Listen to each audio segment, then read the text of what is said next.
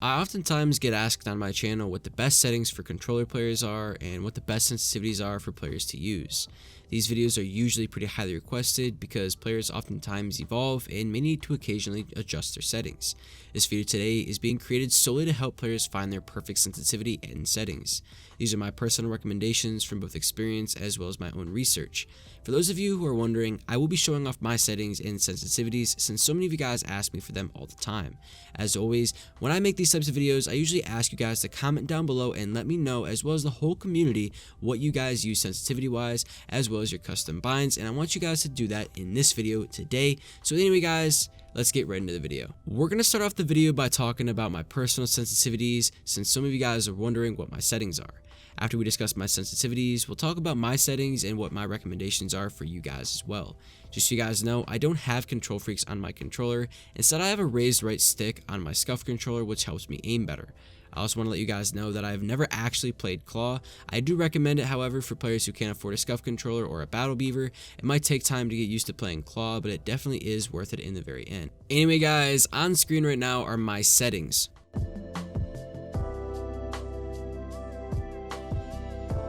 I've also often talked on my channel about how it might benefit you guys to play on a high medium, and this is what I consider my sensitivity to be for X and Y. It's not too high, but it's not too low. And there's tons of players in the Fortnite community that talk about how high sensitivities help them out, and because of this, I think a lot of players use high sensitivities thinking it will help them out too, but it actually doesn't.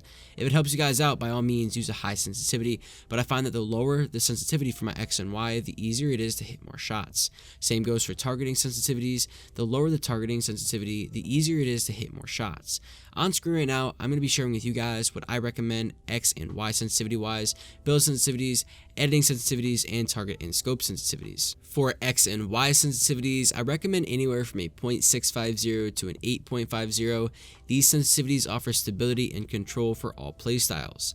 Up next, I recommend you guys use anywhere from a 0.400 to a 0.500 targeting sensitivity. You don't want anything higher or lower than these because it will definitely drain your accuracy and be harder to hit shots this way.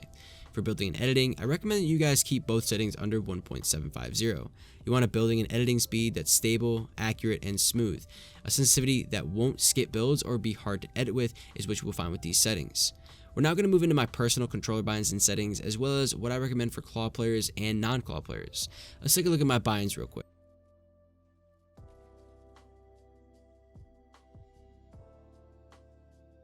As you guys can see, I edit with my left stick as well as confirm with my left stick and reset with R1.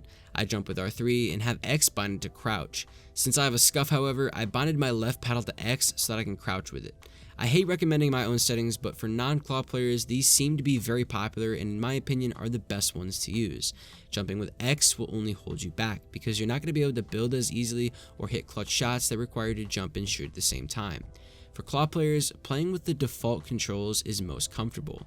Of course, make sure you guys have the ability to instantly edit. This would mean changing your switch mode and build menu to another bind. One of the most frequently asked questions I get in regards to sensitivities is dead zone. Dead zone sensitivities are controller specific. Not every controller will perform the same or feel the same, but typically I found that using anywhere from a 0.15 to a 0.20 dead zone on all of my controllers has been the perfect fit for me personally. The controller I use right now is a 0.20 dead zone and it fits my playstyle perfectly and it feels really comfortable. If you guys are suffering drift, it could be because your dead zone is too low, in which case you will need to raise it up higher. Dead zone is meant to mitigate the late signal that your controller sends to your console or PC when your controller is old and gets more wear and tear. Controllers bug out and the sticks aren't as good as they once were when you first bought your controller. I think a lot of people mistake dead zone to be a part of your X and Y sensitivity, and to some extent it is, but dead zone isn't going to make your sensitivities feel faster at all. It's only going to start sending a signal earlier or later depending on how high you have your dead zone. I recommend not copying anyone's dead zones just because they might not pertain to you personally. I know a lot of times people say not to use other sensitivities or binds because they might not be for you, and this is slightly true, but copying dead zones is completely true in this case. They really may not be for you at all, so try and find your own dead zone for your own personal controller. So guys, these are the best settings and sensitivities to use for Controller Fortnite in my opinion. If you did enjoy this video, do drop a comment down below and tell me about it. Use my code YTVerbis in the item shop, and I'll catch you guys in the next video. Peace out.